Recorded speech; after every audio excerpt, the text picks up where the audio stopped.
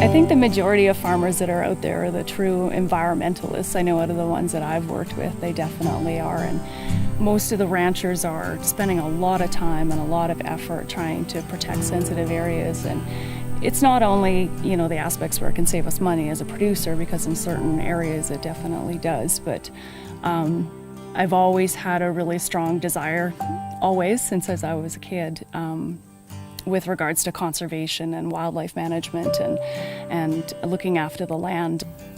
As farmers on the landscape, you know, we're always changing things. It's never staying the same. So how can we manage that in a way that's going to not only have faster growing animals or better growing animals, or, you know, have shade for my animals or things like that, but also how can the biodiversity be added so that the dynamics of my farm, when you have all these environmental elements hitting the farm like droughts, then it just creates that a higher resilience for the farm, and it mitigates my risk as a farmer as well.